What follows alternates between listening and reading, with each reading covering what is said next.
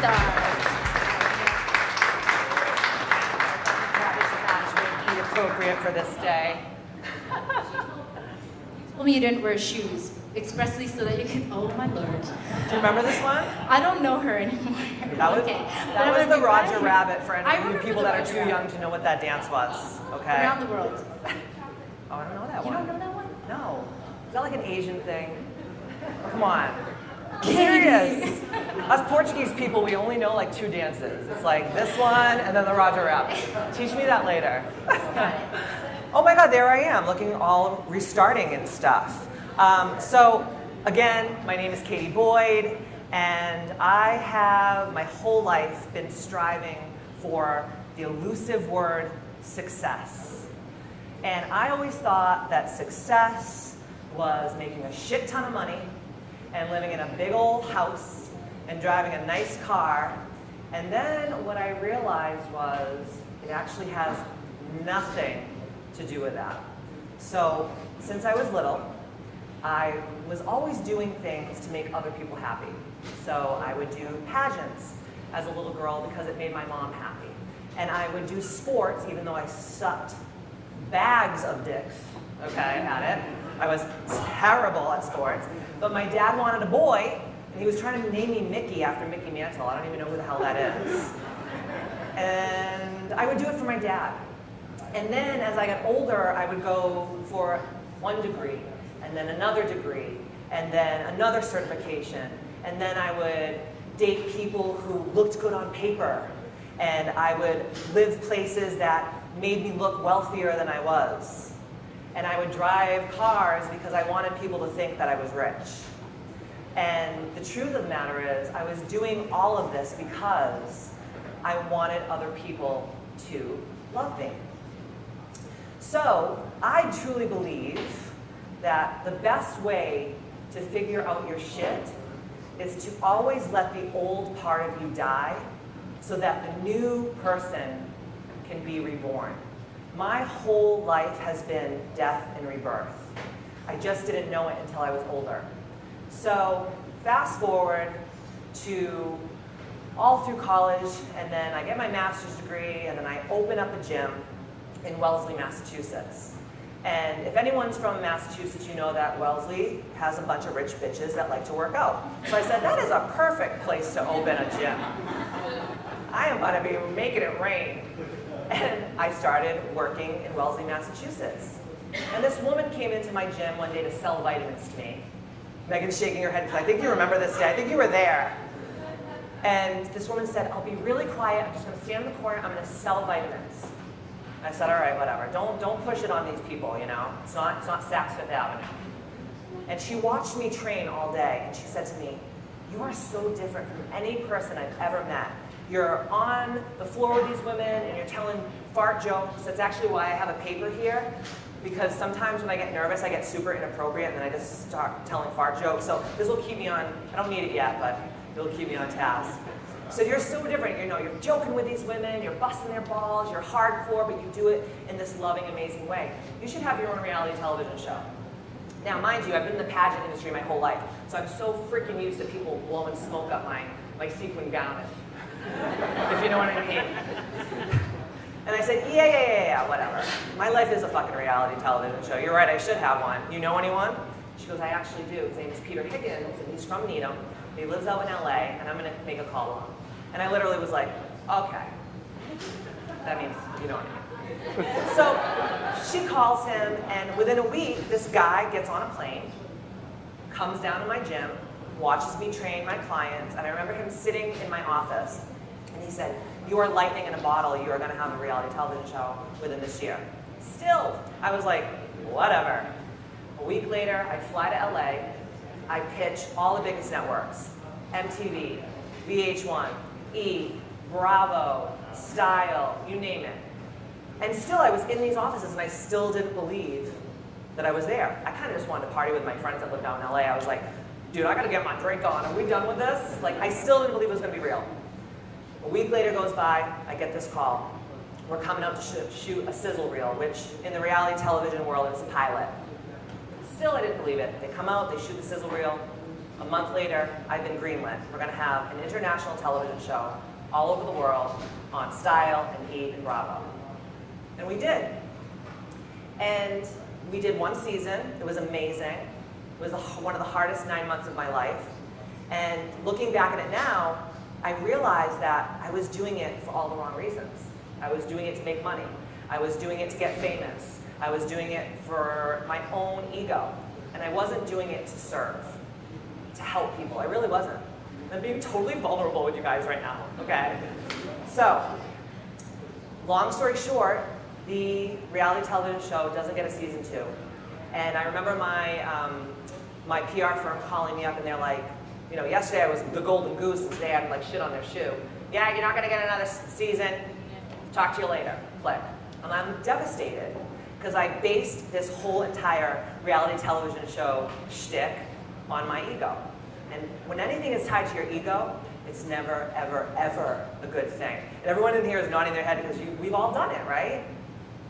Little did I know that the Style Network went bankrupt and actually sold the Esquire Network. So even all the other people's shows who had already taped their next season were literally on the cutting room floor and no one got paid. So therefore, I went into this dark, deep depression. And I felt like I was all washed up and I was a nobody. And then you have to tell everybody, like, yeah, I kind of didn't get another season. And then like all the people that are hanging out with you and partying with you, they don't really want to have anything to do with you anymore because they were just fucking using you. And I went in this dark hole, and I was just starting to date my husband at the time. And we went away to Kennebunkport, Maine on our like first overnight. And he thought like I was this pageant girl, so this bitch gonna take like 3 hours in the bathroom, like curling her hair and, you know, fluffing herself and doing whatever she had to do. He didn't know that this bitch had my beauty routine down to a science, and it took about 15 minutes to shit, shave, and shower, and get my hair did, put my makeup on. And I walked out, and he's sitting with his legs spread open, with his robe on. So sexy. There was definitely some stuff hanging over the chair. And I was like, what the fuck is this guy doing? Oh my God, I'm dating an axe murderer. He's gonna fucking kill me. He's gonna wear my face like last year's Versace. Holy shit, I'm dead. And I slid across the bed and I went, what the fuck are you doing? He goes, oh my God, I'm meditating. What the fuck does it look like? And I'm like, what the hell's meditation? And that is when Alice went down the rabbit hole. So he explained to me at lunch, I was still a little freaked out, that he had been meditating and he actually learned from the Chopra family. Does anybody know who Deepak Chopra is in here? Okay, so he actually learned from the Chopra family in their home, and he says, you've been so depressed lately over all this stuff in your life. I want to have you work with them. I want you to learn meditation.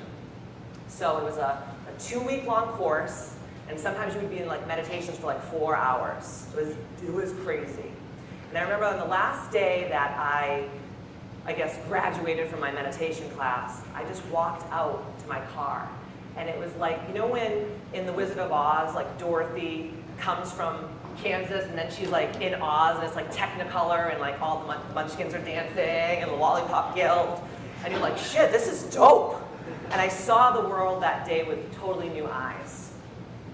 And now I in turn teach meditation. I actually am a classically trained vocalist from my pageant days. All that money, vocal coaching, which is some more, thank God. And I play the crystal tone bowls at my home and at my gym. And I meditate and I teach now this spiritual lifestyle because it's helped me so much.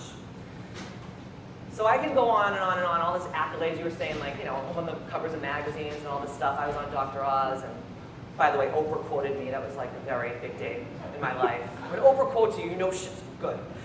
So, and fast forward, I'm writing my book, Ambitious.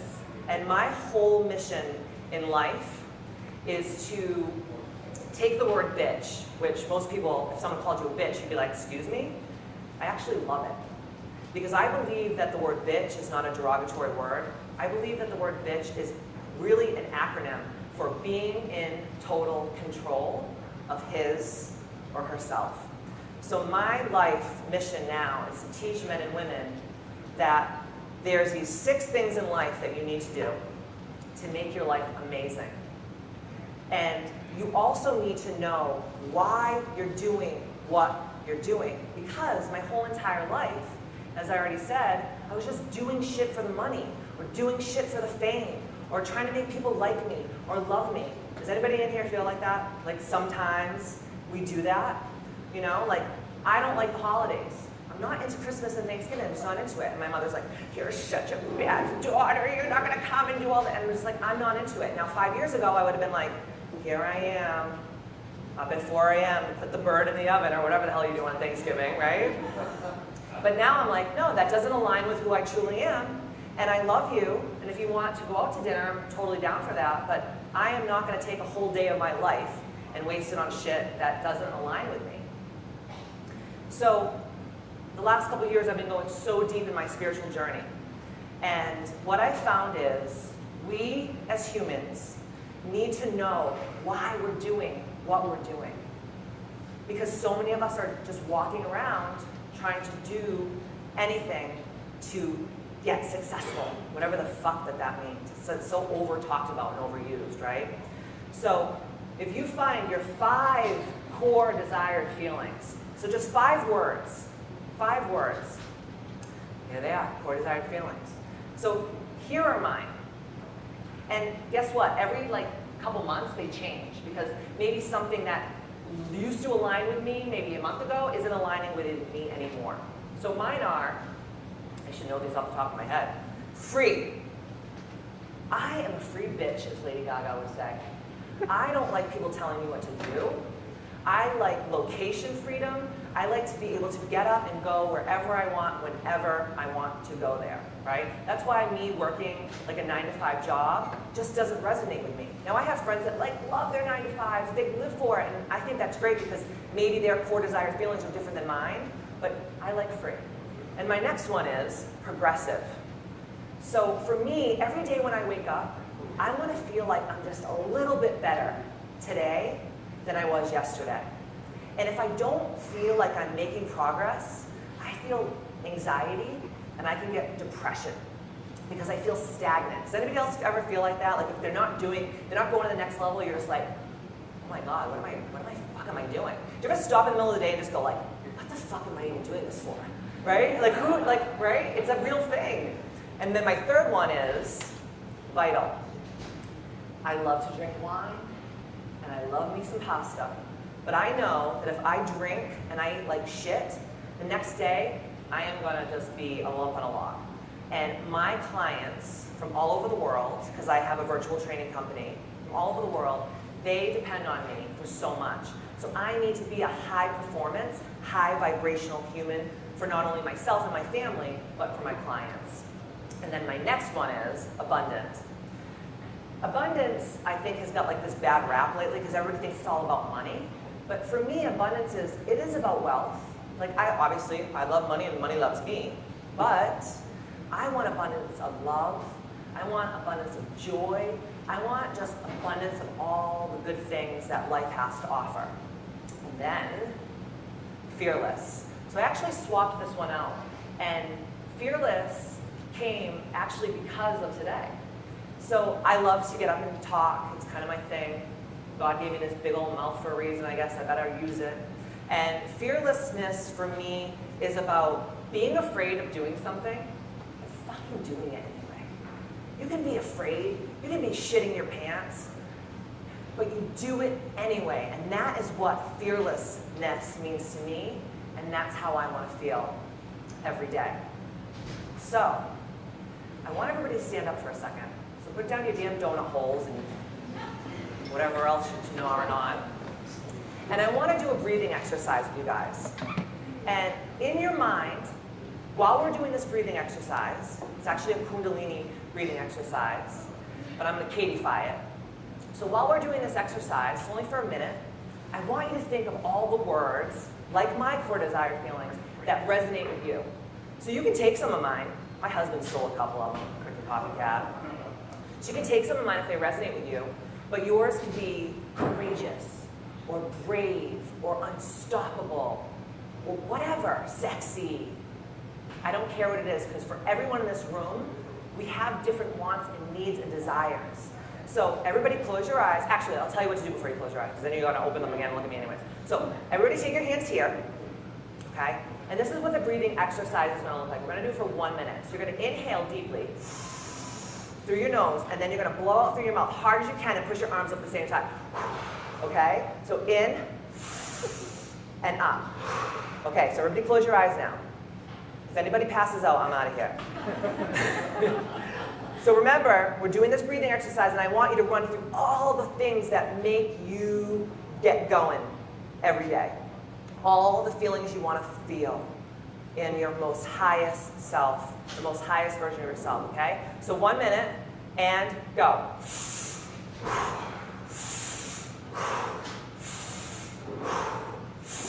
Keep going. Think of the feelings that you want to feel.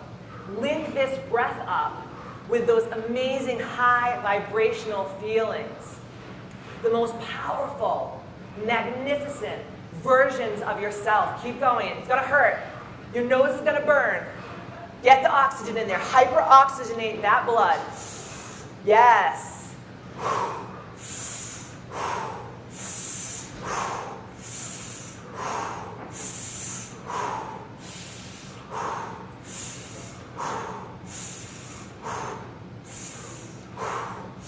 10 seconds. Keep going. You got this.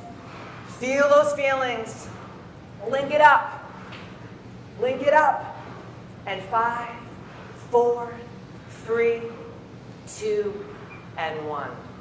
And when you're ready, just start bringing your breath back to normal. In through your nose, out through your mouth. In through your nose, out through your mouth. Then when you're ready, just flutter your beautiful eyes open. Oh, everybody's like smiling right now. I love it. How do you guys feel? You guys feel so good? Okay, take a seat.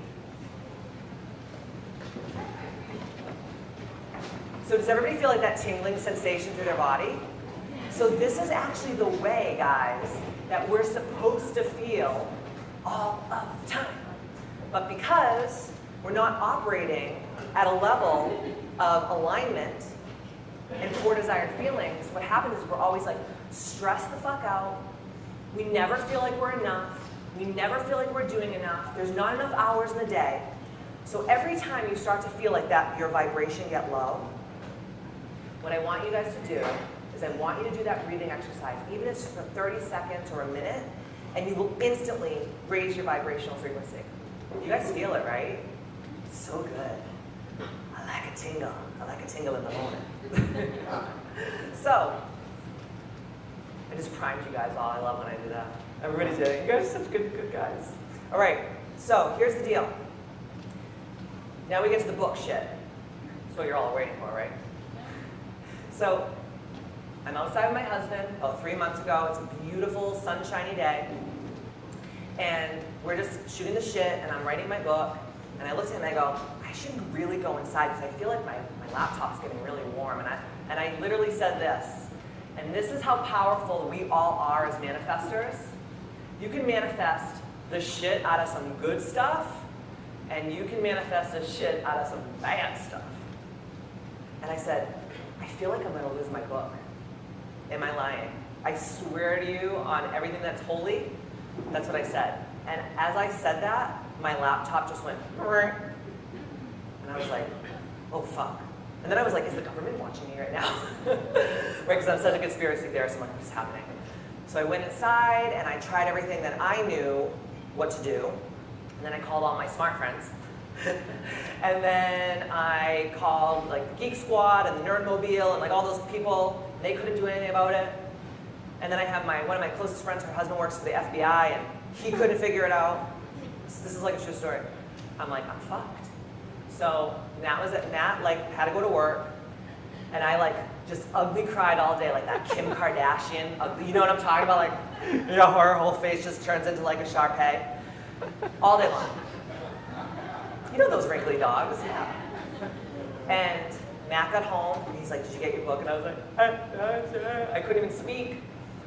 So I go on Facebook, and I was like, please someone help me. I have lost my whole manuscript, 30,000 plus words, like anything. Please help me. And that's when Sophia saw my live on Facebook.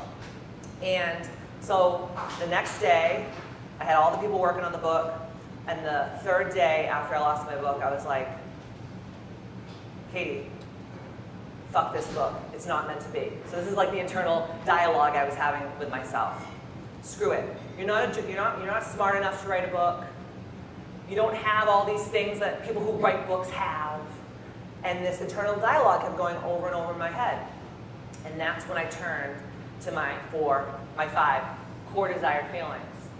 And I said, if you don't write this book, you will not feel one of them, never mind all 5. Because to me, writing this book, Ambitious, is something that I feel that the world really needs to hear. And I feel that when God and the universe places something like that in your heart, you're actually slapping your creator in the face if you don't create that art. So I asked myself, will I feel my 5 core desired feelings if I don't write this book? And the answer was no. So, on the 3rd day, I sound like God, and on the 3rd day there was a book. So on the 3rd day, I sat my ass down and I rewrote the entire book from literal scraps of paper because I wasn't smart enough to freaking do an outline like a real book writer would. Right? If you just Google, how does a real book writer write a book? They would have told you, but no, I just was a vigilante. I was rogue writing that book. And I got slapped in the face. And within 24 hours, the entire book was rewritten. And after I read it in its entirety, it was 1,000 times better than the first one that I lost. So, I do believe in the divine, and I do believe that everything happens for a reason. And things that happen in a terrible way are always here to shape you and to mold you and to put you through the process, because everything you do in your life is always getting you ready for the next big thing. And because I went through all of this trial and tribulation with this freaking book situation, I know that I will do everything in my power to make it a success. Because when things make you go through harder times, it's so much more worth it in the end. And anything in life that's worth having, that's difficult, is always the best in the end. It just sucks when you're doing it, right? So, my challenge for each and every one of you in this room is over the next couple days, maybe some of you guys will have some time over Thanksgiving. I'll have lots of time because I don't celebrate, to think about what are your 3 to 5 core desired feelings. And I'm talking about the way that you want to feel on a minute-to-minute, hour-to-hour, day-by-day, year-by-year basis. What are they? And then when you figure those words out, I want you to use those 5 words to make every decision in your life. So when someone comes to me and says like, girl, you want to go get like white girl wasted on a Tuesday? I'm going to be like, will that help me feel vital tomorrow? Sorry, Molly, I'm not going to go out drinking tonight with you, right? That's what I think about. I think about these things because like I want to go out and have wine and have fun, but I know that tomorrow I'm going to be a bag of shit. I'm going to be hungover. Then I'm going to want to eat copious amounts of Chick-fil-A, right? Because that's what you do when you're hungover. And that's not really aligning with who I truly am as my highest version of myself, right? So if yours is freedom, like mine, if someone comes up to me and says, hey, and this happens to me all the time, I want to do this new reality television show with you because I've already had one, so people just always do this to me. And I say, okay, what's it about? And they tell me, and I'll instantly say, oh my God, 19-hour days, 7 days a week, for 7 months straight. I'm never going to see my family. I'm never going to have fun. I can't work on my business. I don't care how sexy it looks, how good it looks on paper, or how much money it's going to pay you. I will always say no, because it's not going to help me feel my core desired feeling, which is freedom. Does that make sense to you guys? So that is my challenge for each and every one of you guys to really think about why you're here, what is your purpose, what are your core desired feelings, and then use those words to make every decision in your life. And I promise you, you will be the highest, most authentic, amazing version of yourself because you will be operating in true alignment with the vibrational frequency of the universe and your creator. So, that's all I have to say today about Restart.